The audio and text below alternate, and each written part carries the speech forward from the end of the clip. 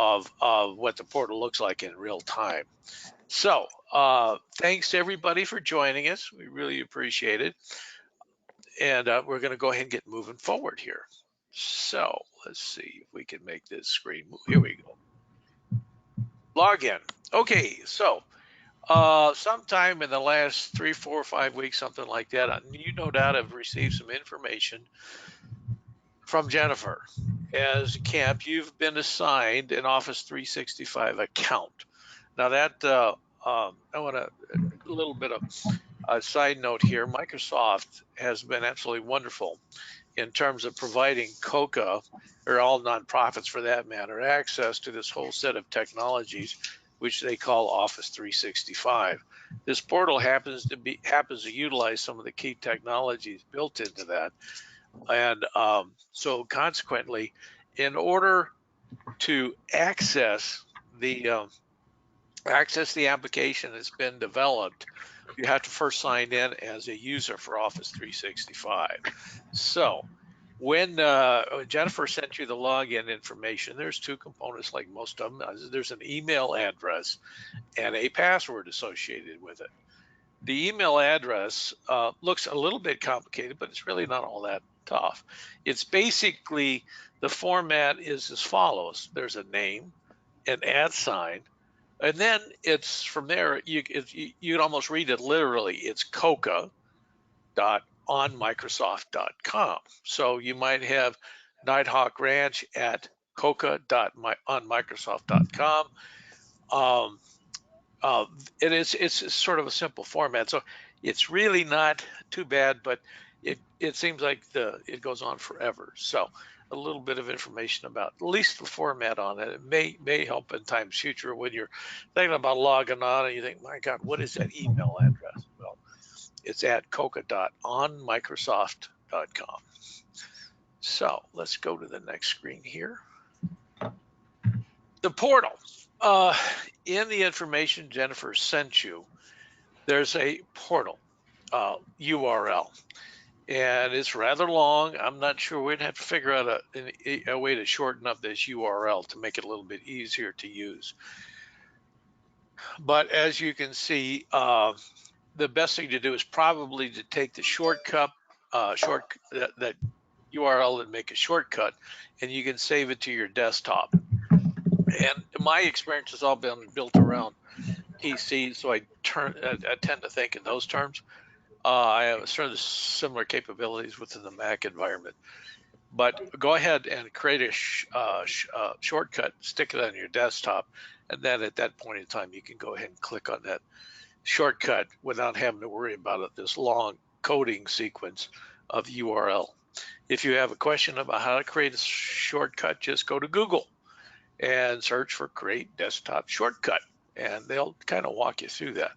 Now, we have had a couple cases in which people will try to get to the URL, and they get a message back after they log in that the application is not available. What has happened in those cases, for the most part, is that people will go to log in, and there's these automatic login capabilities where your browsers will remember your previous logins. Well, what it will do is, if you accept its defaults, what it's going to try to do is going to log you in to a different account. And when you log into a different account, that application that we have created for the portal is not going to be available. That application is only going to be available per the login information that Jennifer provided to you. So if you run into a case like that, don't panic. Just back out. You can clear your browser cache to prevent things like that from happening. Go back in to log in, but make sure you log in using the coca.onmicrosoft.com email address and password, and you should be fine.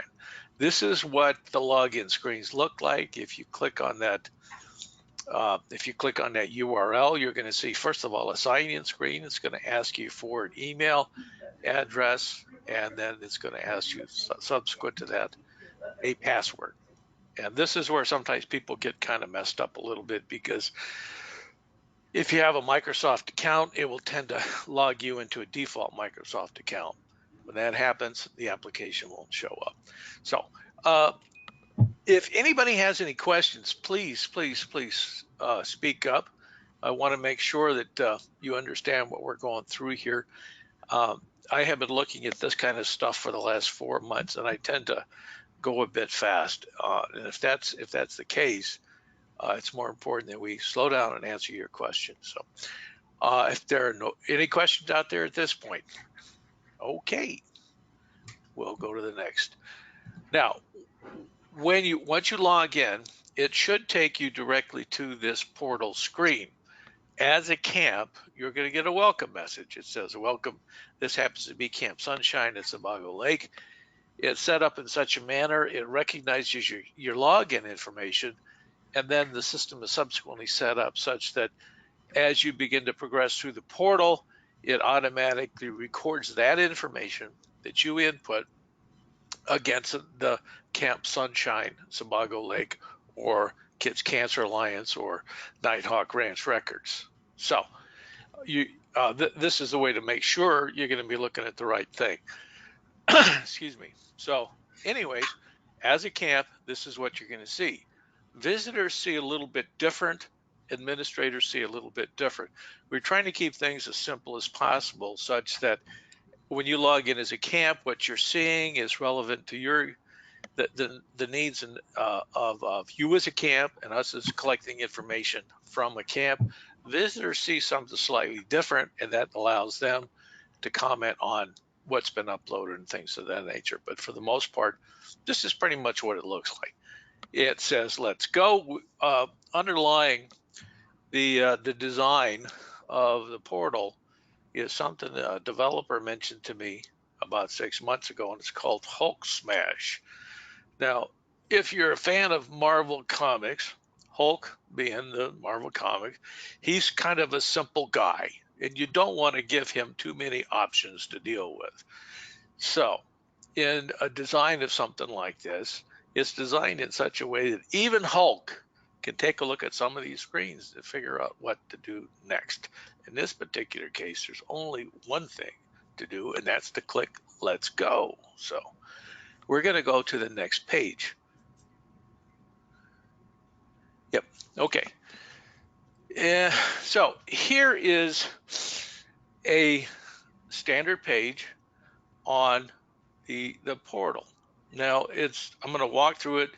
It's really relatively simple. I've got these 1, 2, 3, 4, 5, 6 numbers on there only to draw your attention to specific things. This is not going to look like, you won't be seeing those faded blue numbers. You'll be just seeing the underlined screens. In addition to this, what we're looking at here right now just happens to be a screen for standard 1.1. Now there's multiple screens. There's one screen for each one of the COCA Gold Ribbon standards. So what you will end up doing is you're going to be, when you click Let's Go, it's going to take you to the very first standard, standard 1.1. We'll go, as you click next, it'll take you to standard 1.2, and all the sequence all the way through each one of the individual COCA Gold Ribbon standards. The screens remain the same. They're going to look the same. So once you kind of get the hang of dealing with the first screen, the second screen, you're going to be dealing with, I think there's 16 separate screens in here. But each one of them look identical. So let's go through the separate sections of the screens. Over here on the left, where I've got the number 1, really it just reiterates our gold ribbon standard, that particular standard. So, you know, when you're going through this in preparation for putting the documents together, it's a good idea to have a printed version of the gold ribbon standard.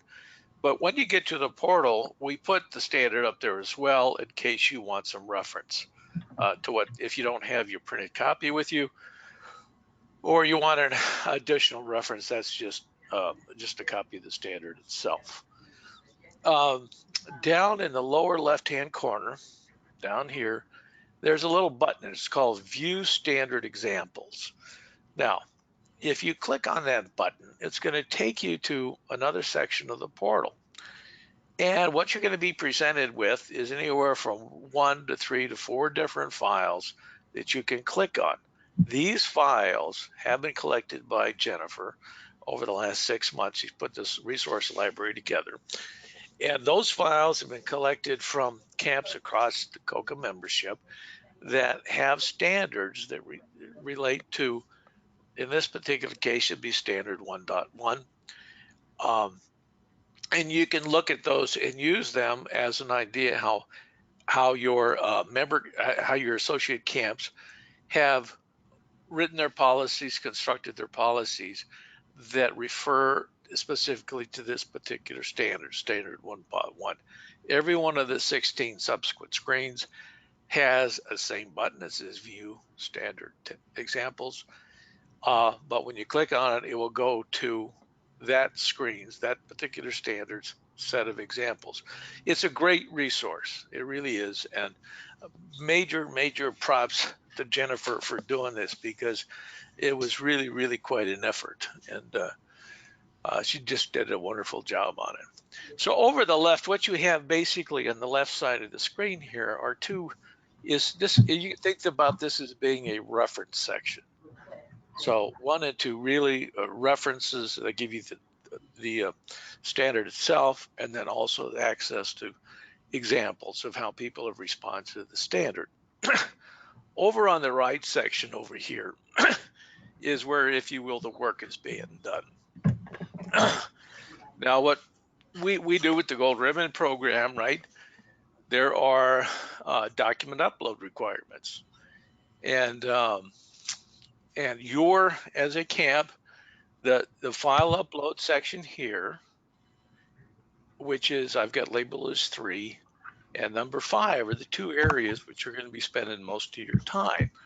File upload section is not unlike things that you typically see across the internet, where you click this select file button. It's going to open File Explorer for you. You select the file that you want to download and select it that meet the requirements of, say, standard 1.1 in this particular case. The way this system works right now, you click on select file. I think I've got an additional screen here we're going to take a look at. You select the file out of Windows Explorer. You have to put a name on the file.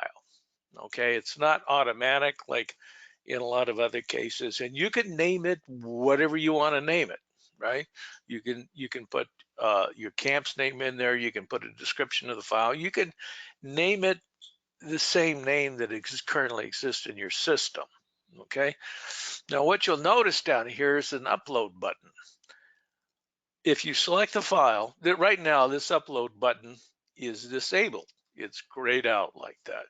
It remains grayed out until such point in time as a file is selected and a name is added. Once a name is added into this dialog box, this button becomes enabled. You click it and it will go ahead and upload the file and save it to the cloud for us.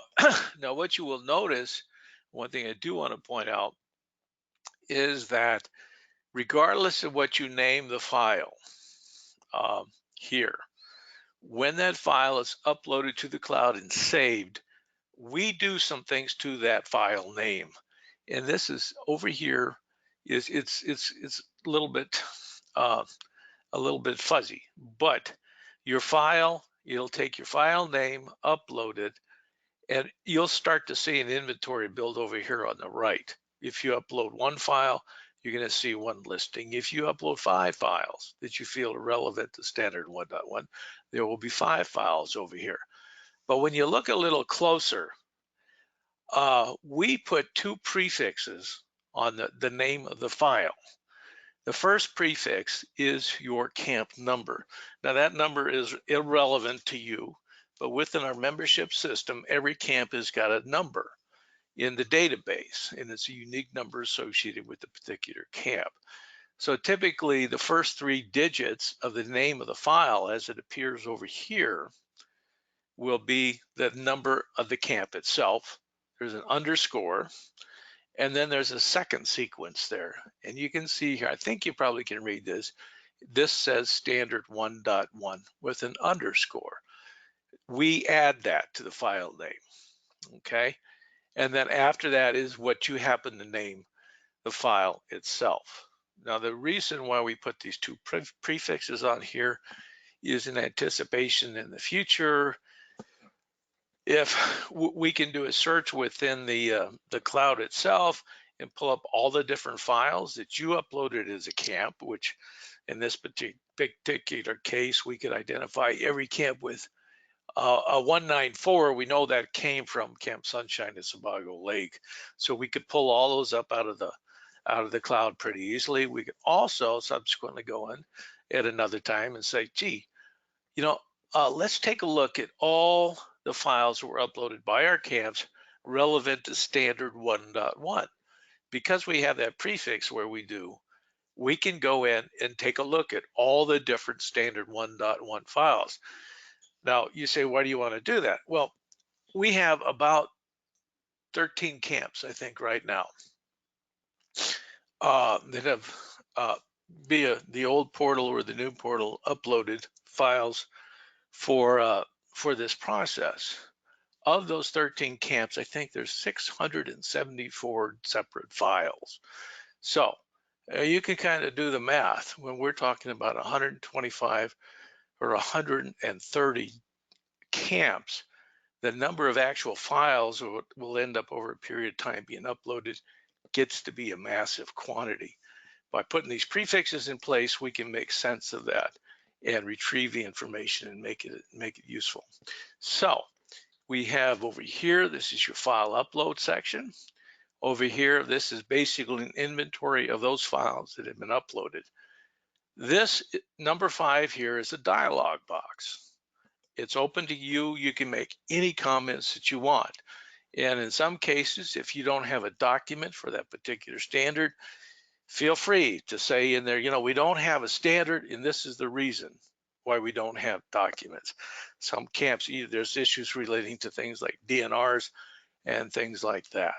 And if a standard is not relevant to your particular operation, feel free to make a note there. We have some camps that don't put any comments in. We have some camps that they write sections of the Bible in that comment box. Whichever works best for you. It's most important for us the fact that to ease communication between COCA as an organization, but more importantly, between the camps and the visitors. The section down here below, which you see it says reviewed by, accepted, and reviewer comments, that in your particular case, all that is disabled. Just so you know, you can't click on it, you can't change it, you can't make comments. That is for the visitors or reviewers to do. When they come in, they see a little bit different, a different screen. The reviewed, accepted, and reviewers comments, that portion is enabled so they can make comments there, okay? The other thing, there's a couple other things I want to point out. As you progress, it's really pretty simple. There's a navigation arrows on the top here. You click the one on the right that says next. It's going to take you to the next standard. You click on the one on the left that says back, and you know, I'll bet you know what it's going to do. It's going to take you to the previous standard. So that, to a great extent, is the sum and substance of where the portal stands right now. There will be some changes coming. Don't worry about them. And it's going to be really simple things. There'll probably be a yes, no section on here that basically is going to say, it's going to ask you a question. Are your responses to this standard complete? Yes or no. It's just a simple radio button to push. As you go through at that point in time, at any given time, we can then look at where the progress is, which one of the standards are complete, which one of the standards you have marked that still have some work to be done. It makes it easier for us. It makes it easier for the visitors to work through this process. So, any questions? Oh, come on, guys. I know I'm good, but I'm not that good. All I hear is crickets. Deb, tell You're me you're that still good. out there. You're that good, Don. You're that. Okay. I don't have questions about how the portal works. The things that you guys have moved over from the old portal, Yes. um, can we update them, or are the visitors reviewing them and so they shouldn't be updated? And do No, we go need to ahead. go through and check everything? Go ahead and update them. Um, Okay. uh, especially now because the visits aren't going to start for a while yet.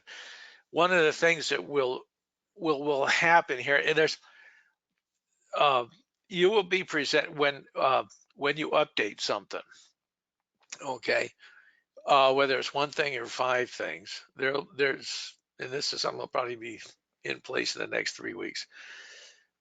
When you update something and you save it, you will be asked, do you want to notify the visitors of this change? Oh, okay. And if you say yes to that, that will automatically send an email to them to say a change has occurred. Go take a look at this. So, but please feel free to go ahead and update it as things stand right now, because at the end of the day, they're still we're trying to make the document review done, have most of that work done before the visit actually occurs, right? But I mean, if there's some updates occur, there's no doubt during that visit you can cover anything additional there as well, uh, so that nothing's lost in the long run. Make sense, Deb? It does. And I'm going to have to pop off because I have another meeting, but thank you so much. Wow, my pleasure. My pleasure. Have a wonderful day. Thanks, you too. Okay, let's see what the next, we're going to move to the next screen here. Okay, one thing I do want to point out, and I once again apologize a little bit about the fuzzy nature of this. When you go over here to select the file, okay, if you're on a Windows PC, you've seen this open before, where you get Windows Explorer opens up and says, okay, where's your file? Right? You navigate through your file structure until you get to the point where you have a file. One thing you have to be aware of, down here at the bottom, you've got a dialog box that says file name, and then over here on the right, just above the open button, that designates the File Explorer what types of files to look for. The default, it's a structural anomaly. The default for that particular box tells File Explorer to display basically image files, which would be JPEG files, BMP files, PNG files, GIF files, things like that. Because it's set to default like that, you may not see your document files, you may not see your PDF files. And all you need to do, though, is just to go down into this dialog box. You click on the down button. It gives you the option to show all files. Once you do that, this your file list now will include all the files within that particular directory. If you don't do that, all it's going to do is going to show the image files, and that can be a little bit confusing. So it's a glitch in the system. I know that Microsoft is working on it. Hopefully it'll be cleared up here sometime in the future. So any questions? Gonna move forward? Okay. This is uploading. I would just reiterate what we said before. Select your file, upload the file, make sure you put the file name in here. Until the file name is input, if this upload button remains disabled, once you put a name in here, click on upload, then it's all good to go. Okay, let's see here. Now, when you exit the app, let me see if I can get back to the previous screen. Well, when you exit the app, it's just like most apps. You'll see there's a little X in the top right corner. Because the way this works is you will exit the app, and it's a good chance you're going to see a standard screen like the one I just showed you. Just click on close at that point in time. You're still within the, when you see this, you're still within the Office 365 system, and you just need to back out one more step from there. So that's it. That's it. Now, anybody have any questions? No questions. Okay. Jennifer asked me to kind of actually go to the portal just to kind of give you an idea what a real live portal looks like. I've already logged in. I happen to log in this particular case as Camp Sunshine at Sebago Lake. Click on Let's Go, and we're going to be seeing the same, basically the same screens we've gone through already. But this is what it looks like in real life. You've got the back button and the next button for navigation. This is the exit button out here. You click click save. That saves everything to the database. It's set up right now, although as well is when you click next or back, it saves everything to the database. So we're trying to make it such that regardless of what you do, the information is going to be saved so things don't get lost. Over here is the standard itself. Let's click on View Standard Examples here real quick. Let me show you this. And this happens to be 1, 2, 3. We've got four examples here you can look at that have been uploaded in the past that people have used to respond to standard 1.1. If you notice, I was talking over here, your select file button. I click select file. Down here, you'll notice it says image files. And it basically shows, it's only going to show image files. But if I click this to all files, this starts to fill out. So that's sort of what I was talking about before. So if you go over here to select a file, you don't see it, you know it should be there. Make sure you go down here and click on this file format dialog box, and your file should then show up. So, well, let's do something here real quick. Let's give you an idea here. I have no idea what these files are. Okay, we'll just stick a list up there. I'm going to call this list. Now, if you notice, let me back this out. This upload button is disabled, and it's going to remain disabled until I put a file name in here. Once I put a file name in here, now you can upload the file. So it's going to upload the file. Thinking, and you can see here now, I have got my camp ID number, which for Sebago Lake is 134 _ the standard itself, which standard 1.1, and then the name of the file. So that file was uploaded, it's here, it can be reviewed then by the reviewers, and keeps everything easy to do for everybody. If you happen to upload a file and you decide, gosh, I don't want that file there, you go over here, click this little trash can, and it's going to delete that file. If you want to take a look what the file looks like, you can click on this download button and it should open it. And the reviewers will be using this for that particular purpose. As I said before, you can put all your comments in here that you want to put in. And it's a good tool to use. So feel free to use that. If you notice down here in the bottom right, like I was talking, this section down here is for the visitors / reviewers, and this is what they see. In your particular case, this is disabled. In the same token, a lot of the things up here are disabled for the visitors. So that being said, Jennifer, I think I'm done. I am going to go ahead and click the exit button. We're going to close out from there and we'll see where we end up. Oh, right there. Okay. Jen, help me out here. Anybody have any questions, comments?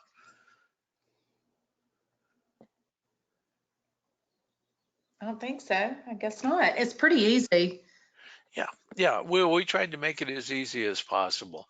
I would suggest a couple things to everybody. First of all, if you're using this and you're working through it and you say, you know, there's a great way to improve this thing. There's a way to improve this thing, or I don't understand this thing. This confuses me a little bit. please reach out, let me know. We're at a point here where things can be changed pretty quickly on this. It's been designed in such a manner to make it as user friendly as possible. And Lord knows, when you're trying to collect all of these standards and match your policies and procedures against gold ribbon standards, I think we all recognize that is a challenge. And the last thing we want to do is to have something up here, this gold ribbon portal, that adds to the challenge. We want to make this thing a tool that makes the process as simple as we possibly can, as opposed to making it more complicated. So if you run into any problems, don't assume the problem is yours. Never assume the problem is yours. Just pick up the phone, get on an email, send a text, let us know. I'm having a problem here. And help me out, and we'll do our best to work through that as much as possible. In addition to that, I think Jennifer is going to be sending everybody sort of a printed version of what you just saw. So if it's of help at all, keep it handy. It might help you work through that process. So, Jennifer, back to you. I guess that's it. Does anybody else have any questions? If not, we'll say so long and good luck with camp this summer. Let us know how we can help you. This is Leah. This looks like a great system. Thank you guys for putting all the time and effort into it. It looks like it's going to be wonderful. We hope so. Thank you. Appreciate it. Renee, any questions? No questions. I'm good. Oh, Thank okay. you. All right, my friends. Have a wonderful camping season and look Thank forward to you. hearing from you. Thanks. Bye-bye. Bye, Bye. everybody. Bye, guys.